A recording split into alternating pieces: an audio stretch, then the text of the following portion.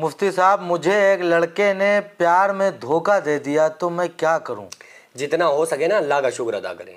क्यों? क्योंकि वो आपको बाद में भी धोखा दे सकता था ना, तो अच्छा ही हुआ पहले दे दिया तो आप अलग थलग हो गए। और ये कोई बहुत ये अच्छी बातें हैं, ये धोखा ही मिलना चाहिए ना। जो चीज़ जायज़ है ही नहीं, जब आप उसको बिल्कुल ज़िंदगी का मकसद बनाएंगे तो आप ज़िंदगी भर अल्लाह को पूरी ज़िंदगी धोखा देने की कोशिश कर रहे हैं। नमाज नहीं, फजर नहीं, ज़ोहर नहीं, असर नहीं, मगरिब नहीं, ईशा नहीं, कुरान नहीं, तिलावत नहीं, ज़िक्र अस्कार नहीं, ज़कात नहीं, कुछ नहीं। तो आप ये क्या कर रहे हैं? ये असल में अल्लाह को नहीं, ये खुद को धोखा है। आप खुद को धोखा, ये सब अच्छे काम ना करके खुद को धोखा दे रहे हैं।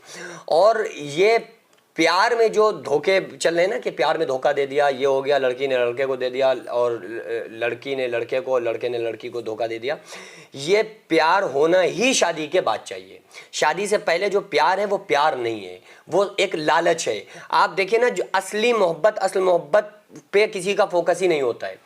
जितनी ये अरेंज जो लव मैरिज होती है ना, उसमें क्या होता है, लड़का लड़की कसम खाते हैं कि अब जिंदगी भर हम तुमसे अलग नहीं हो सकते, जिंदगी भर हम तुम्हारा साथ नहीं छोड़ेंगे। एक जन्म तो छोड़ो, 7-7 जन्मों की कसमें खाई हुई होती हैं कि 7 जन्म तक हम तुमसे रिश्ता नहीं छोड़ेंगे। और 1 साल गुजरती है और इधर बस लड़का अपने इधर उधर लग गया। फिर से उसका काम यही था ना, जैसे उसने आपके साथ फ्लर्ट किया, ऐसे ही वो अब भी तो वही करेगा ना। जैसे आपके साथ फ्लर्ट करके आपसे शादी की है, उसकी ये आदत थोड़ी चली जाएगी, वो फिर यही करेगा।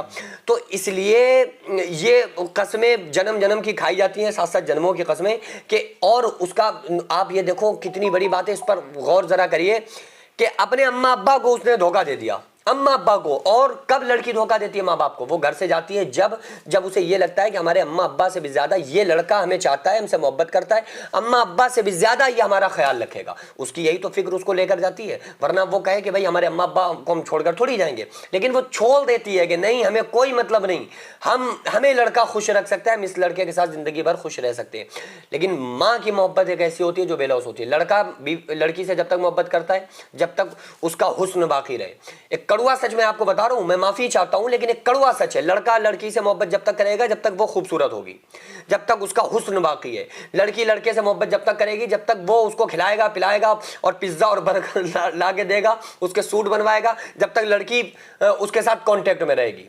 भाई भाई से मोहब्बत जब करता है जब उससे उसको कोई ना कोई उसका फायदा होता रहता है, वरना कितने भाई अलग हो जाते हैं। लेकिन खुदा की कसम, माँ एक ऐसी चीज है, जब बच्चा उसके हाथ में पेशाब कर रहा होता है ना, जब भी वो उसको उतना ही प्यार कर रही होती है, वो बच्चे बेलौस होकर। अच्छा बताइए, वो 2 साल का बच्चा माँ को क्या दे सकता है, सिवाय मूतने के और सिवाय लेटरिन के और सिवाय उल्टी के और सिवाय मुंह से जो वो दूध वगैरह निकल रहा है, उसके अलावा वो क्या देता है?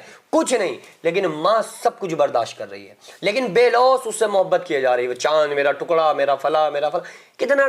फिर वही बच्चे जाकर माँ बाप को धोखा देते हैं। तो आप माँ बाप को ये बच्चे धोखा दे रहे हैं। ये आपको जो धोखा मिल रहा है इसकी कोई वैल्यू नहीं है। ये नाजायज मोहब्बत में धोखा देने में बहुत बड़ा सवाब है, क्योंकि ये तो अब जायज था ही नहीं ना, तो ये अलग हो गए, अच्छी बात है, किसी भी तरह से हुए। तो बहरहाल यही मेरी गुजारिश तमाम लोगों से है कि इन चक्करों में ना पड़ें। अगर कोई ये कह रहा है कि हमें आपसे मोहब्बत है, तो उससे कहो कि भाई हमसे मोहब्बत है, आप हमेशा के लिए मोहब्बत है या थोड़ी ऐसे वक्त के लिए मोहब्बत है। तो अगर वाकई उसे मोहब्बत होगी तो वो यही कहेगा, ये तो सभी कहेंगे कि हमें ज़िंदगी भर के लिए।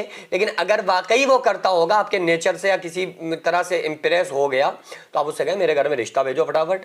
और निकाह जब हो जाएगा उसके बाद ही अब हम तुमसे बात करेंगे, उसके बाद ही कॉल करेंगे, उसके बाद ही तुम्हारी शक्ल देखेंगे। तो अगर वो वाकई खरा होगा मोहब्बत में, तो वो आपके यहाँ डायरेक्ट रिश्ता भेजेगा, वो इधर उधर की बातें नहीं करेगा। और बाकी यह है कि आप अल्लाह रब्बुल आलमीन से अपने अच्छे रिश्तों के लिए दुआ करें कि अल्लाह हमारे हक़ में जो बेहतर हो हमें वो अता फरमाए। और इन तमाम चीज़ों से बिल्कुल पूरी तरह से इंसान को निकल के आना चाहिए। मोबाइल ने बहुत ज़्यादा लोगों को इस दलदल में ढकेला हुआ है। इन चीज़ों से इंसान को निकल के आना चाहिए। धोखेबाज दुनिया है। अल्लाह से मोहब्बत करो, अल्लाह के रसूल सल्लल्लाहु अलैहि वसल्लम से मोहब्बत करो, दीन इस्लाम से मोहब्बत करो। बस अल्लाह ताला आपको एक दिली सुकून अता फरमाएगा इंशाअल्लाह।